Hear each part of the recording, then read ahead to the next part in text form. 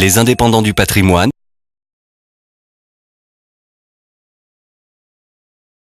Francis Delobel, depuis quand exercez-vous le métier de gestion de patrimoine ? Après plus de 25 ans de service dans les établissements bancaires en occupant des fonctions de directeur d'agence, de responsable de la gestion de patrimoine, directeur associé dans une banque privée gestion de fortune, j'ai créé FDC, Francis Delobel Conseil, mon cabinet de conseil en gestion de patrimoine indépendant.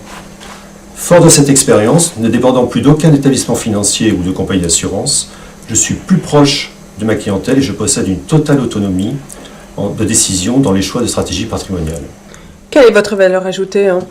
Je favorise l'objectivité du conseil, puis je recherche et sélectionne les meilleurs produits et services, les meilleures compagnies d'assurance, les sociétés de gestion les plus performantes. Pour vous aider à concrétiser votre projet de vie, mes conseils s'inscrivent comme une étape dans la construction d'une relation à long terme. Dans cette période de crise financière, la taille de l'établissement n'est plus un gage de sécurité. C'est l'établissement qui doit décider en fonction de son compte d'exploitation ce qui est bon pour vous. Notre indépendance nous permet de répartir le risque en sélectionnant les différentes compagnies ou sociétés. C'est bien connu, pas tous ses œufs dans le même panier. Le cabinet Fortune Expert est constitué de 3 professionnels de la gestion de patrimoine. Marc Verreken, Marc Arthéon et moi-même, Karine Fiol. Notre cabinet est né de la volonté d'offrir un service global à nos clients, de les accompagner dans le temps en toute indépendance. Quelle est la force du cabinet Fortune Expert ? La force du cabinet Fortune Expert est de savoir dire non. Et votre cheval de bataille ? L'écoute, l'analyse et le conseil. Quel est votre principal défaut ? Le principal défaut est la curiosité, mais sans elle, on ne peut pas travailler. Quel est votre savoir-être ? La diligence de nos actions. À qui s'adresse la gestion de patrimoine ? La gestion de patrimoine est réservée à tous ceux qui ont des projets. D'autre part, nous avons mis en place une newsletter qui est trimestrielle, bien que cet été nous ayons communiqué bien plus souvent pour expliquer ce qu'il se passait sur les marchés et sortir des clichés des médias. Vous pouvez vous inscrire sur notre site internet, à la page Nous contacter. En 2 mots, Karen, pourquoi faire une réunion auprès de nos clients sur Aix-en-Provence à cette période de l'année par rapport à la situation des marchés, justement ? Aujourd'hui, en étant indépendants, nous travaillons en architecture ouverte. C'est-à-dire que nous travaillons avec les maisons de gestion dans lesquelles nous croyons et nous croyons en leur gérant. Il est important, dans cette période où les marchés semblent ne répondre à aucune logique, il est important que des professionnels viennent expliquer leur métier au quotidien à nos clients.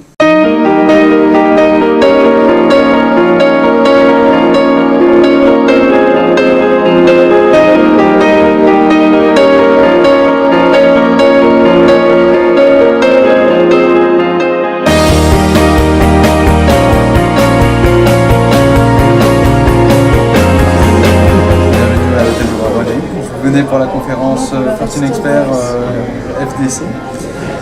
Écoutez, nous allons vous donner le dossier. Et donc, il suffit d'aller par là. Une coupe de champagne vous attend et vous serez bien accueillis. Et je vous souhaite une belle soirée.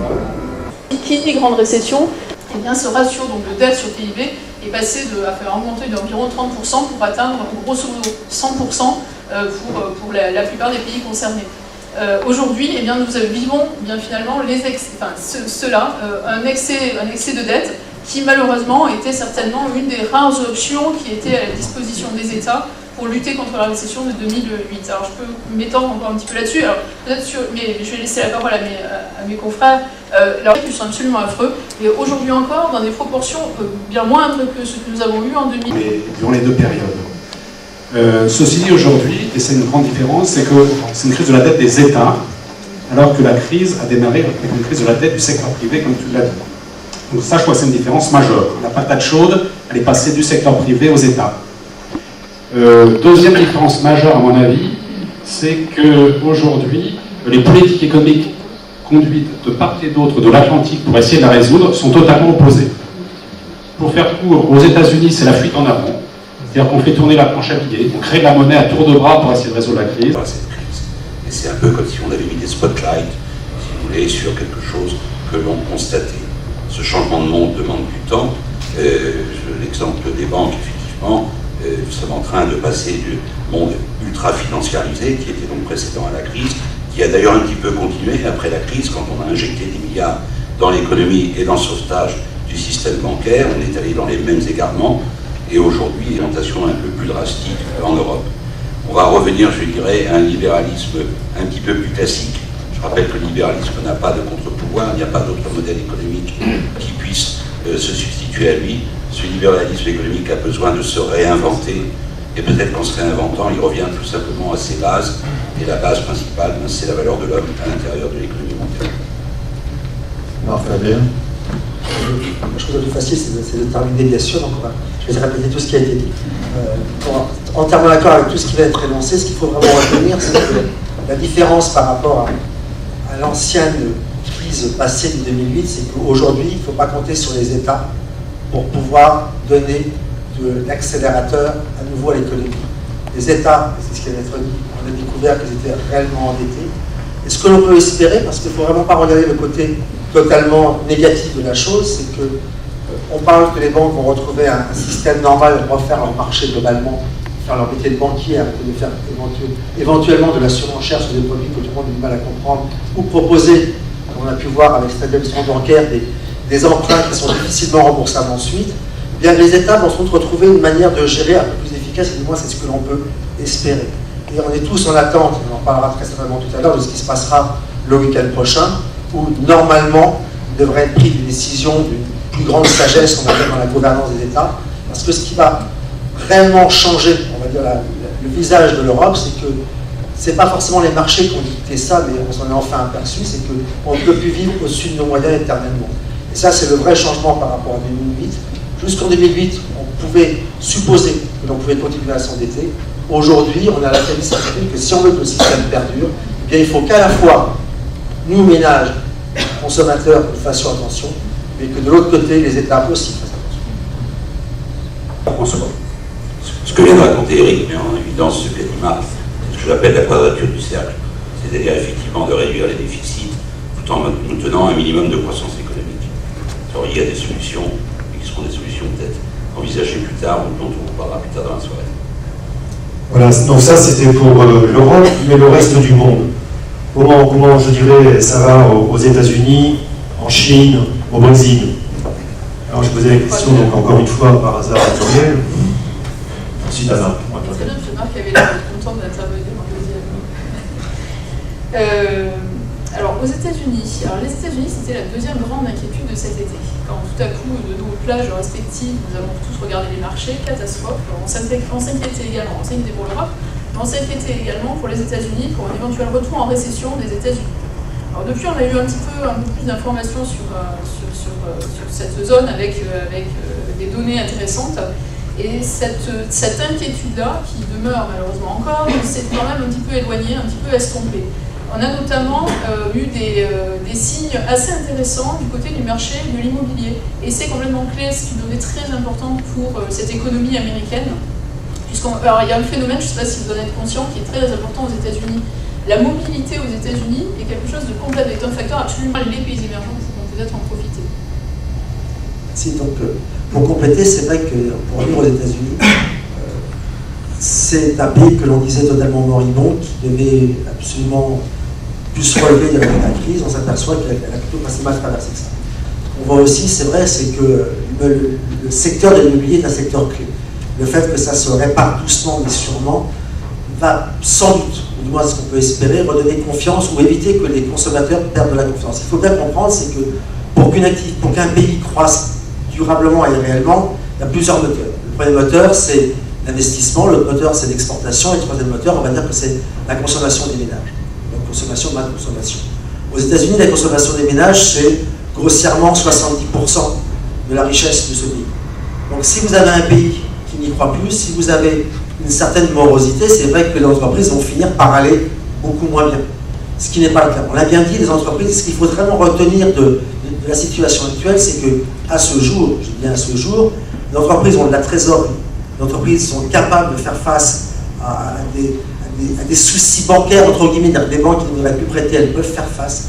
Elles ont des bilans qui ont été reconstitués, elles n'ont pas des stocks pléthoriques, donc elles peuvent avancer, elles peuvent à nouveau investir. Moi, vraiment, ce que j'ai identifié au cours de l'été, c'est que finalement, ces sociétés publiaient des résultats qui étaient encore de très bon niveau, mais qui étaient en dessous des attentes que le marché avait. Vous savez qu'il y a beaucoup d'analystes qui sont payés pour étudier les résultats des sociétés, pour faire des prévisions, et tous ces gens-là attendaient des résultats toujours en très forte croissance. Donc il faut bien différencier les attentes du marché et la réalité économique. La réalité économique, c'est que les sociétés, aujourd'hui encore, et même si on voit un ralentissement se dessiner au second semestre, réalisent un niveau de résultat qui est d'excellente qualité. On n'est pas revenu sur les points hauts de 2007, on est sur un niveau de résultat qui est très bon. Et ces sociétés, aujourd'hui, on va pouvoir les distinguer un peu mieux à l'avenir avec les sociétés qui vont réussir à s'en sortir par leur dynamique de croissance propre. Je pense à des sociétés qui sont exposées à des cycles. Effectivement, une trésorerie fortement satisfaisante actuelle. La deuxième remarque que je ferai, ça fait 32 ans que je suis sur les marchés financiers, et c'est la première fois qu'à partir de juin 2009, je voyais des OPA revenir, alors certes en volume inférieur aux grandes années, mais depuis, on va dire, grosso modo, juin 2009, il n'y a pas une semaine, je dis bien pas une semaine, où il n'y ait pas, dans tous les secteurs d'activité, que ce soit la technologie, que ce soit dans les minières, que ce soit dans les activités classiques, dans la mobilité, bien évidemment, avec Motorola et Google, où il n'y ait pas d'OPA. L'objectif de ces entreprises, c'est quoi? Alors, tous les OPA ne sont pas des réussites, hein. Vous avez parfois des échecs par des problèmes d'hommes, de synergie, de culture d'entreprise. Quoi qu'il en soit, c'est pas, vous savez, une ambiance où tout le monde crie, téléphone, c'est pas du tout ça, parce que tout simplement, en fait, nous passons beaucoup de temps à lire, à essayer, en fait, de nous forger des convictions. Les gérants qui traitent sur des entreprises, qu'elles ce soit via les marchés de dette ou via les marchés d'actions, rencontrent beaucoup d'entreprises, donc se déplacent pour les voir, pour parler avec eux, ou les font venir au bureau. Mais de manière générale, voilà, je crois que c'est vrai que ça étonne un petit peu, c'est pas du tout la manière dont on nous imagine. Il faut que vous imaginiez un moment qui est un endroit qui est extrêmement calme et on y tient beaucoup, il est trop bruyant, on les sort parce que vraiment il nous dérange beaucoup cela. Dans la manière dont on travaille, c'est en général, après, c'est pas un travail qui est uniquement individuel, nous concertons beaucoup, c'est extrêmement important de confronter nos opinions. C'est tellement facile de faire des erreurs, de se forger une idée, parce que, je sais pas, sur une entreprise, parce que nous connaissons particulièrement, que sais-je, son produit, donc il est particulièrement important de pouvoir échanger. Alors, on le fait via des comités d'investissement réguliers, ça dépend des entreprises, ça dépend des équipes. Nous nous voyons en général, bien, je ne sais pas pour vous, mais peut-être une fois par semaine à peu près, pour échanger, pour discuter, surtout pour confronter nos opinions, c'est extrêmement important. Et pour ma part, je travaille plus spécifiquement sur les petites valeurs pour lesquelles vraiment la rencontre et le contact avec le management, la direction est essentiel.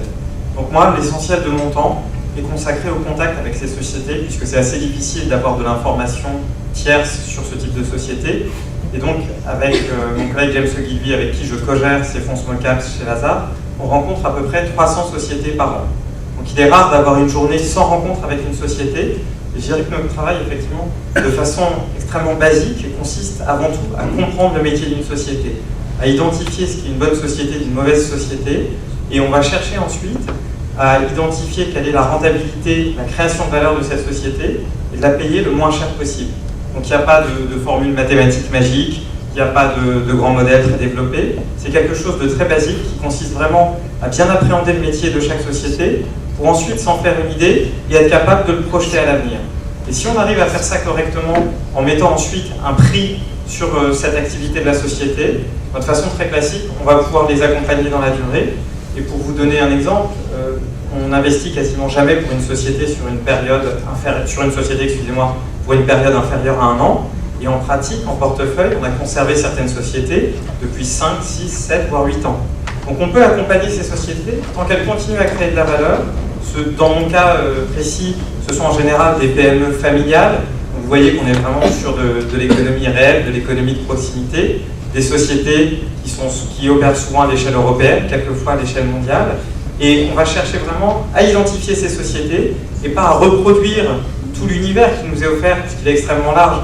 Si vous dites que les petites valeurs sont les sociétés qui capitalisent entre 100 millions et 2 milliards d'euros dans la zone. Non pas pour prendre votre argent, nous amuser avec, on est là pour profiter de la chance que vous nous avez donnée d'avoir des liquidités et de pouvoir les investir proprement et logiquement sur les différents marchés financiers. Et c'est ça notre activité au quotidien. Il faut bien reprendre ce qui a été dit en premier lieu par Gabriel, c'est d'abord du calme, de la sérénité, de l'analyse, de l'échange, de la discussion et des... Juste pour l'anecdote, j'ai rencontré une société de gestion où le gérant disait qu'il faisait lire Montaigne à tous les gens qui travaillaient avec lui. Voilà, je trouvais l'anecdote rigolote.